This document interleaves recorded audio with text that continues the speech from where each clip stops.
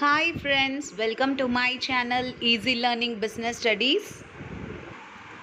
Today we are going to learn nature of management. The management history often gives very confusing and conflicting views on the nature of management. Different management thinkers have different views. Some authors describe management as a science because there are well tested and experimented principles of management. On the other hand, some authors regard management as an art because more practice is needed in management. In addition, some practitioners consider that management is going towards the way of profession. In order to determine whether management is science, art, or profession, we must understand the meaning and features of science, art, and profession and compare with meaning and features of management. Let's see nature of management, and the first one is management is an art. Management is an art because a manager uses his skills and knowledge in his day-to-day activities for achieving the organizational goal. Let us understand what is an art. Art means the skillful and personal application of existing knowledge to achieve a desired result. It can be acquired through study, observation, and experience. Various features of an art. Number one, existence of theoretical knowledge. Art is based on existence of some theoretical knowledge of concepts and principles. For example, literature on music, dance, acting. This characteristic of art is present in management as an art. In management too, there is a lot of literature available in various areas of management like marketing, finance, human resources, which the manager has to specialize in. Number two, personalized application. Art is a personalized concept as everyone applies the theoretical knowledge in his own personal way. Here I have given the picture of Nayanthara and Aishwarya Rai. Every artist, every actresses work according to her or his own style. The success of different artists differ even when all of them possess the same technical knowledge or qualification. This is mainly due to the level of their personal skills and judgment. This characteristics of art is also present in management as every manager has his own unique style of managing things and people. Although all managers learn same management theories and principle. Number 3, based on practice and creativity. Practice makes a man perfect. The artists require constant practice of art to obtain excellence and perfection. So this features of art is also present in management. A good manager works through the combinations of regular practice, creativity, imagination, initiative and innovation. Now we can see the best example, A.R. Rahman.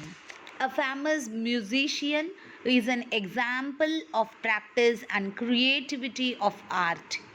He is the first Indian to win the Oscar Award for his composition Jai Ho. We can conclude management as an art.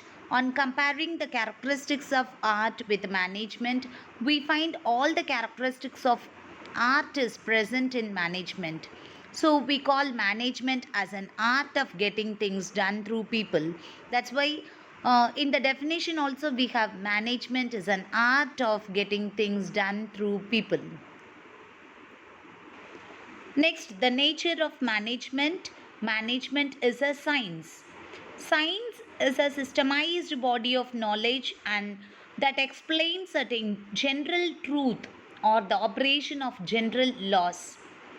Science can be defined as a systemized body of knowledge acquired through observation and experimentation capable of being verified. Let's see various features of science. Number one, systemized body of knowledge. Number two, principles based on experimentation. Number three, universal validity. Features of science, systemized body of knowledge. Science is a systemized body of knowledge which is developed after years of research and experimentation. Like science, management is also a systemized body of knowledge that have been developed over a period of time by management thinkers. So this feature of science is present in management. Number two, principles based on experimentation. The scientific principles are derived through repeated observation and experimentation. Similarly, management principles have been developed over a period of time and are based on observation and experiments in different types of organization. But management deals with human beings and human behavior is quite unpredictable and thus results may vary in different situations. Therefore, management can be called an inexact science. So this characteristics of science is not 100% applicable in management. Next features of science is universal validity. Scientific principles have universal validity and can be applied in all situations and all times.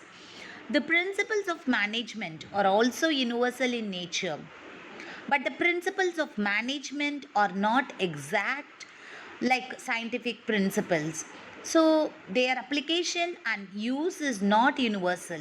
The management principles have to be modified according to the given situations. So, this characteristics of science does not fully apply in case of management. So we can conclude management as a science. Although management has a systemized body of knowledge, they cannot be compared with the principles of physical science, which are definite and exact. Therefore, management is an inexact or soft science. Let's see the next nature of management. Management is a profession. What is meant by profession? Profession refers to an occupation backed by specialized knowledge and skills and training and to which entry is restricted. Let's see the various characteristics or features of management as a profession. Number one, well defined body of knowledge. Number two, restricted entry. Number three, professional association. Number four, ethical codes of conduct. Number five, service motive. Number one, well defined body of knowledge. All professions like legal, accounting, medical are based on a well defined body of knowledge that can be acquired through training and instructions. Similarly, in management also, there is specialized knowledge which is taught in universities and management institutes. So, this features of profession is present in management. Number two, restricted entry. No one can enter a profession without going through an examination or through acquiring an educational degree. For example, to become a doctor, one must acquire MBBS degree. Whereas there is no restriction on appointment of manager irrespective of the educational qualification. But nowadays most of the companies prefer to appoint managers only with MBA degree. So presently this characteristics is not applicable to management, but very soon it will be included and get statutory backing also. Professional association. All professions are affiliated to a statutory association or institution which regulates entry in the profession, issues certificate of practice and enforces a code of conduct. For example, lawyers have to become member of the bar council. Presently, this feature of profession is not present in management, as it is not mandatory for a manager to be a member of any management association. Although there are management associations like All India Management Association AIMA, but they do not have the statutory power to regulate the activities of managers.